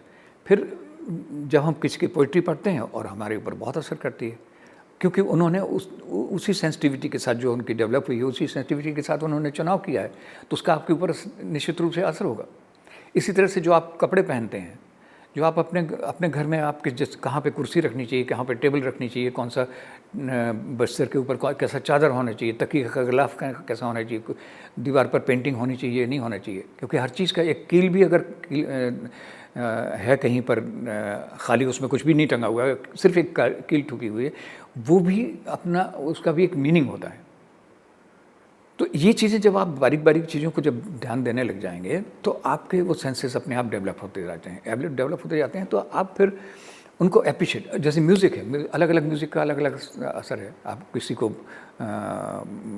फिल्मी गाने पसंद हैं, कुछ पुराने पसंद है, किसी को नए पसंद है, किसी को वेस्टर्न म्यूज़िक पसंद है, किसी को, लेकिन जैसे एक जगह में रहता था तो किराए पर, तो मैं सुनता था अपने रेडियो पर जब कोई क्लासिकल म्यूज़िक सुनता था या कर्नाटक म्यूज़िक आता था तो उनको बहुत परेशानी होती थी कि क्या है ये चल रहा है, काफ़ी उनको परेशानी होती थी। तो सबका अपना अपना अलग स्तर होता है, कितना एक्सपोजर हुआ है, कितना आप गहराई से गए हैं चीज़ों के, किस तरह के लोगों के बीच में उठे बैठे हैं। तो क्योंकि मेरा बचपन से ही जो महाराजा थे पुण्य प्रताप सिंह जी, उनके यहाँ का एक्सपोजर था, उनको वो सुनते थे, और पुराने जैसे बेगम अख्तर हैं, जानकी बाई हैं, उनके वो बड़े बड़े LPs होते थे, तो वो सुनता रहता था। तो मुझे उसका बचपन से सुनते सुनते सुनते वो एक टेस्ट डेवलप हो गया कि अच्छा म्यूज़िक क्या होता है, अच्छी पेंटिंग क्या होती है, क्योंकि मैंने पहले नहीं समझ में आते थे वैन गॉग की पेंटिंग में ऐसा क्या है, या सल्वाडोर डाली की पेंटिंग में ऐसा क्या है, वो एब्स्ट्रैक्ट पेंटिंग्स एप्रिशिएट ही नहीं कर पाते थे। धीरे धीरे करके जैसे जैसे हम पढ़ते गए, जानते गए, देखते गए, तो हमारे टेस्ट वो डेवलप होते जाते हैं, हमारे सेंसेस डेवलप होते जाते हैं, और उनमें कोई लिमिट नहीं है, कितना भी ज़्यादातर आप उनका इस्तेमाल कर सकते हैं अपने सेंसेस का। जैसे जैसे परिष्कृत होते जाएंगे आपके सेंसेस, तो वो एक तरफा नहीं होते, एक चीज़ में नहीं होते हैं, फिर सारे पक्ष आपके उसमें, फिर पेंटिंग भी एक जगह पर जा कर के, painting, sculpture, poetry, literature, dance, music, सब फिर जा कर के पता लगता है कि एक ही जगह पर जा कर के मिलते हैं, इधर से सब चीज़ें जा कर के, और जब एक बिंदु पर मिलते हैं उनको सबको फिर आप एंजॉय जब करने लग जाते हैं, तो आपकी वो जितनी भी इंद्रियां हैं, वो देखने की, सुनने की, सारी इंद्रियां बहुत ज़्यादा सेंसिटिव और वो हो जाती हैं, रिसेप्टिव हो जाती हैं, तो आप जीवन का आनंद ले पाते हैं उतना ज़्यादा। और हम काम करते हैं, नाम करते हैं, पैसा कमाते हैं कि हमें पैसा कमाएंगे तो हम एक मकान बनाएंगे, हमारे पास कार होगी, लग्जरी होगी, हमारे पास ये होगा। और उसके बाद वो सब क्यों होगा? आनंद लेना है। और जबकि आनंद अगर हमें इसमें म्यूज़िक में मिल रहा है, अगर हमें कुछ बादलों को देख कर के आनंद मिल रहा है, तब भी तो वो वही चीज़ है। तो फिर हमें ज़रूरत नहीं पड़ती है कि हम एक मकान भी बहुत बड़ा बनवाएं, उसके साथ आलीशान चीज़ें हों और लग्जरी हो ना भी हो, तब भी हमारा काम चलता है, क्योंकि हमारे पास भी जो एलिमेंट्स हैं वो छोटे मोटे नहीं हैं। और वो जो ये हमेशा रहने वाले, एक महल जो बना था, बहुत सारे खंडहर आज मिल जाएंगे महलों के, लेकिन बादल उसी तरह से आते हैं अभी आसमान पे, म्यूज़िक उसी तरह से अपना काम कर रहा है। तो जब हमारा ये है, तो ये एक तरह से मुझे लगता है परमानेंट चीज़ें हैं, और वो बड़ी थोड़ी सी अपने आप को थोड़ी देर के लिए बहलाने के लिए है। तो इन पर मेरा ध्यान ज़्यादा जाता है, जो कि नेचर के साथ जुड़ी हुई चीज़ें होती हैं। अप्रिशिएट करने के मसले को थोड़ा आगे बढ़ाते हुए, क्योंकि बात अभी थोड़ी देर पहले आपने इस पर भी की कि अगर आपके घर की दीवार पर कील कहाँ ठोकी जाएगी, ये भी एक देखने की चीज़ होती है। बिल्कुल बिल्कुल। और कील की ही बात आई है तो हम आपको याद दिलाना चाहते हैं आपके उस कवर की जो पूर्वाग्रह के मुख्य पृष्ठ पर छपा, वो उसमें भी कील का एक संदर्भ था। जी हाँ, जी हाँ। अगर उसके ज़रिए हम इस अप्रिशिएट करने वाले सवाल को अप्रोच करें तो शायद हमारे देखने वालों के लिए भी दिलचस्प होगा। मुझे सबसे पहले तो बड़ी खुशी हो रही है जान करके कि आपने वो कवर भी देखा है या उसके बारे में जिक्र कर रहे हैं, मैं सोचा भी नहीं था, और मुझे याद आ रहा है। और उस पर्टिकुलर फोटोग्राफ के ऊपर काफ़ी असल में चर्चा हुई है। एक बार किसी मैगज़ीन के लिए मास्टर्स चॉइस करके एक था कि मास्टर्स ओन चॉइस, कि अब हमने बहुत सारे हज़ारों फोटोग्राफ किए हैं, लेकिन हमें खुद अपना फ़ोटोग्राफ कौन सा पसंद है सबसे ज़्यादा।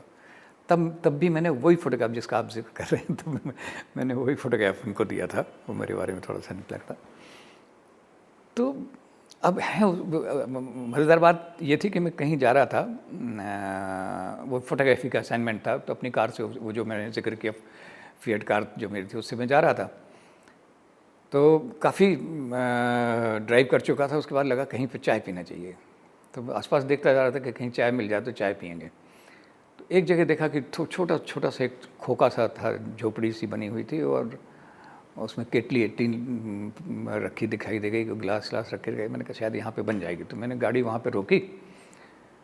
तो अब वहाँ बैठने के लिए कुर्सियाँ वगैरह तो थी नहीं। तो उसका साहब, वो सोचा पता नहीं क्या हो गया, हाँ साहब क्या सेवा करें? तो हमने कहा चाय मिल जाएगी। बोले हाँ बन जाएगी, कैसी मीठी पियेंगे, बैठिए ना। तो जब बैठने के लिए उसने इशारा किया तो एक लकड़ी का एक प्लैंक था, उसने और नीचे भी एक लकड़ी लगी हुई थी, उसके ऊपर उसने रखा हुआ, तो कीलों से ठोका हुआ था, दूसरी तरफ भी इसी तरह से। तो मैंने देखा जब बैठने लगा, तो बैठने से पहले कि ये कई साल से मेरे ख्याल से इसमें बरसात में, धूप में उसी तरह से खुला पड़ा हुआ है, तो उसमें क्रैक्स बहुत सारे आ गए थे, और बीच में हिलता डुलता रहा होगा, तो फिर और कील ठोक दी गई, बड़ी बड़ी कीलें ठोक दी गई कि वो अपनी जगह पर रहा है। तो देखा मैं उसमें 8-10 कीलें ठुकी हुई हैं, और कुछ कीलें ऐसी भी थीं जो कि ठोकते हुए अगर आगे नीचे नहीं गई तो उसके पास पेशेंस नहीं होगा, तो उसने ज़ोर से 2-4 हथौड़ी लगाई होंगी, तो वहीं टेढ़ी मेढ़ी होकर के वहीं रह गई, ऊपर रह गई। कुछ थी जो पूरी चली गई, उनका सिर्फ हेड जिसको कहते हैं, मत्था कहते हैं, वो ऊपर रह गया। तो वो पूरा टेक्सचर उसका आसपास का, वो जो क्रैक्स थे, और उसमें फिर वो कीलें जो है वो मुझे एक पोइट्री की तरह दिखने लग गई। और मैं उन कीलों के बारे में सोचता रहा, देखता रहा। तो पहले तो मुझे वो पोइट्री लगी, तब तक मुझे ध्यान ये नहीं आया कि मुझे इसका फ़ोटोग्राफ करना चाहिए। इतने में उसने कहा कि साहब चाय कैसी पियेंगे, तो फिर मैंने कहा उसको बनाया, फिर ध्यान उधर से गया। फिर मैंने कहा अच्छा इसका फ़ोटोग्राफ कर लेते हैं, है इंटरेस्टिंग, इसीलिए इतनी देर तक देख रहा था। मैंने फ़ोटोग्राफ कर लिया।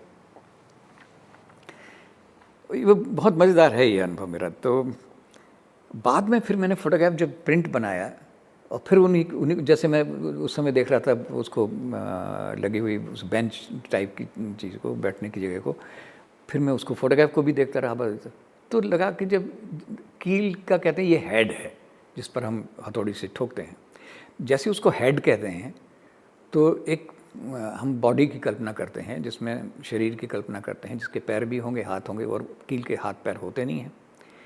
लेकिन कील का हेड कहते ही हमें लगता है कि वो एक उसके पैर होने चाहिए, जबकि पैरों की जगह पे एक नोक होती है सिर्फ, तो मुझे एक पर्सोनिफिकेशन, एक ह्यूमन बीइंग का पर्सोनिफिकेशन जैसा लगने लग जाता है वो। तो मुझे लगा था अच्छा, अगर मान लीजिए इनकी जगह पे ह्यूमन बीइंग होते हैं, इनको मैं ह्यूमन बीइंग मान लेता हूँ, ये पर्सोनिफिकेशन है ह्यूमन बीइंग का, तो कुछ तो बेचारी जिनको ठोका गया वो ठुक गई, कहना मान लिया उन्होंने जैसा आदेश हुआ। कुछ थी वो मेरी तरह रही होंगी कि नहीं, हम नहीं चलेंगे, तुम्हारे अनुसार नहीं चलेंगे। तो उनके ऊपर गुस्से में आकर के ठोक ठाक करके उन्हीं को तो वहीं पर रह गई बेचारी, ऊपर आधी थोड़ी सी बहुत नीचे गई, बाकी ऊपर रखेंगे। लेकिन मज़ेदार बात यह है कि जो पूरी ठुक गई उनका सिर्फ हेड दिखाई देता, पता नहीं चलता कितनी मोटी हैं कितनी लंबी हैं। लेकिन जिन्होंने रिवोल्ट किया कि नहीं हम नहीं ठोकेंगे चाहे कुछ भी हो, तो वो दिखाई देती हैं कि उनकी बॉडी भी दिखाई देती है। तो वो मुझे एक पोइट्री की तरह भी लगी और अच्छे फोटोग्राफ की तरह भी लगी, कंपोजिशन और सारे वो टेक्सचर जो था वो भी कुल मिला करके, तो एस्थेटिकली वो भी अच्छा लग रहा था, लेकिन उसके साथ एक पोइट्री भी मुझे उसमें दिख रही थी। और इसी तरह इसीलिए शायद ये जो दिखने वाली चीज़ें हैं जो फ्रेम के भीतर होती हैं, चाहे वो कोई पेंटिंग हो या किसी एग्जिबिट में कोई स्कल्पचर हो, वो सब चीज़ें देखे जाने की पहले तो मांग करती हैं कि उन्हें देखा जाए, और उस देखने की एक दृष्टि की मांग भी करती हैं। बिल्कुल बिल्कुल। और यहीं पर मैं चार्ल्स फाबरी की कही उस बात को याद दिलाना चाहता हूँ आपको, क्योंकि ख़ुद आप चार्ल्स फाबरी से मिले जो कि मशहूर आर्ट क्रिटिक थे और आज़ादी से पहले अंग्रेज़ों के ज़माने से थे।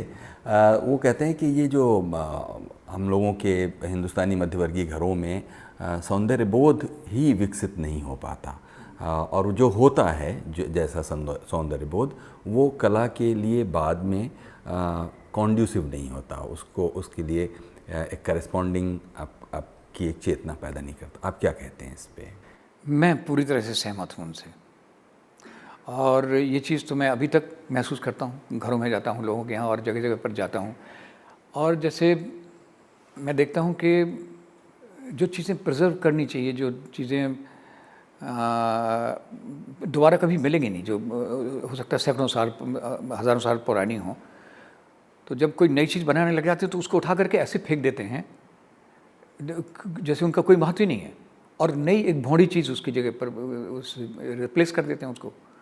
भोंडी में शायद पता नहीं मेरा हक़ है भोंडी कहने का या नहीं, आज के अनुसार वो हो सकता है बहुत अच्छी चीज़ हो, लेकिन जो बहुत ही सुंदरता जिसमें एस्थेटिक सेंस रहा है उसको कम से कम प्रिजर्व तो करिए, उसको इस तरह से फेंकिए तो मत।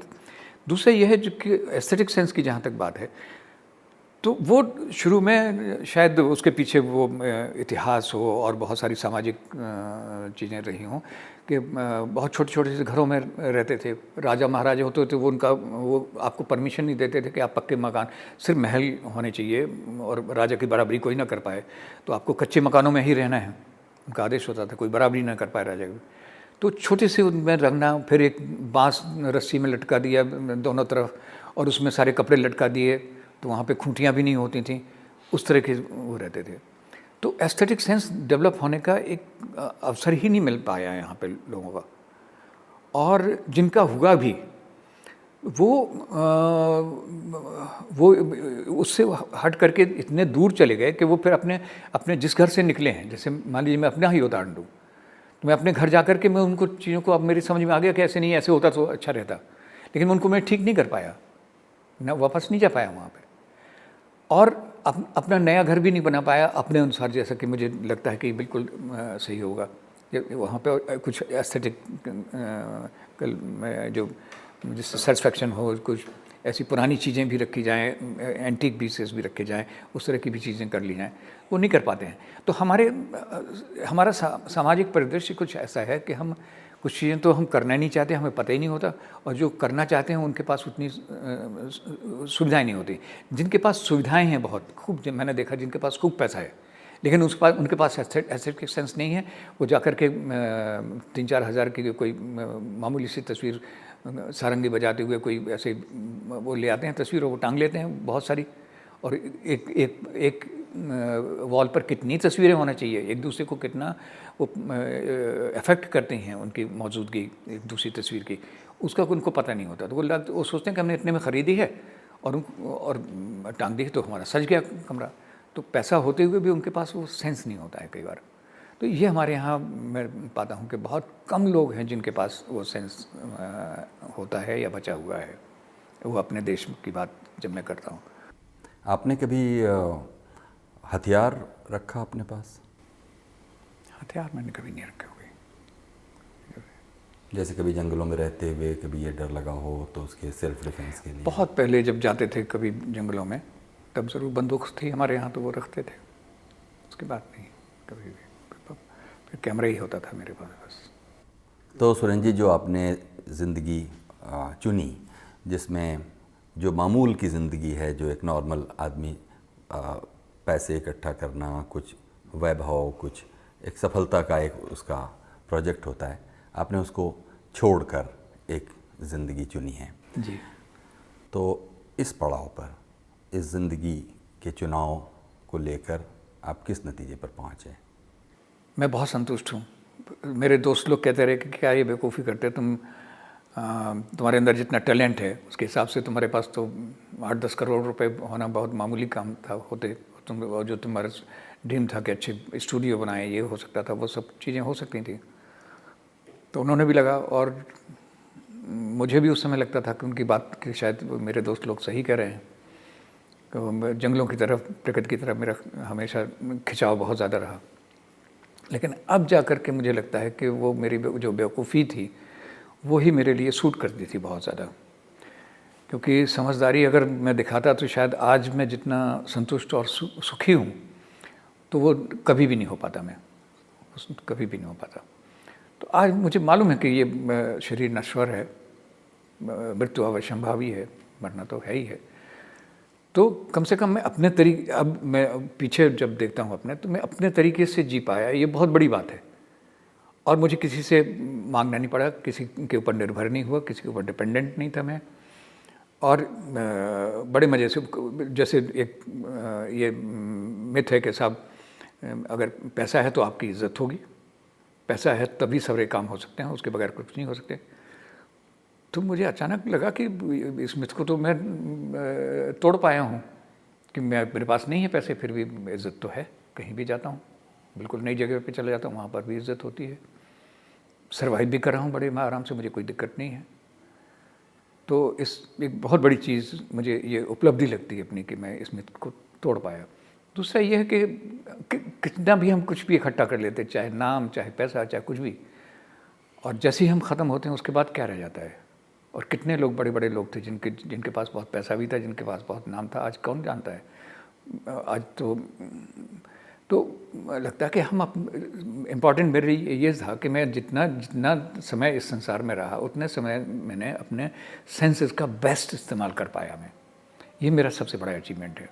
और अचीवमेंट के नाम पर जब अचीवमेंट के बारे में जब सोचता हूँ तो मुझे लगता है कि मेरा अचीवमेंट ये भी था कि फैज़ साहब से मेरी मुलाकात हुई, उनसे बातचीत हुई, उन्होंने मेरे फ़ोटोग्राफ्स अप्रिशिएट किए और प्रिंट बनवा करके ले गए। बेगम अख्तर से मैं मिल चुका, मैं सोचता था कि सिर्फ रिकॉर्ड्स में ही होती हैं, फिर सामने बचपन में वो सुना करता था कोयल ये मत कर पुकार, और बाद में फिर उनसे मुलाकात हुई तो फिर मैंने जब उन्होंने कहा कितने पैसे हुए इन फोटोग्राफ के, तो मैंने कहा आप वो सुना दीजिए मुझे, मैं बचपन में रिकॉर्ड सुना करता था ग्रामोफोन पे। तो ये जो अनुभव है, आमिर खान साहब इतने बड़े जो हैं, कुमार गदर के गुरु ओंकार नाथ ठाकुर वगैरह, इनको पास में बैठ करके सुना। तो अचीवमेंट के नाम पर मुझे लगता है यही सोच पाता हूँ कि अरे इतने।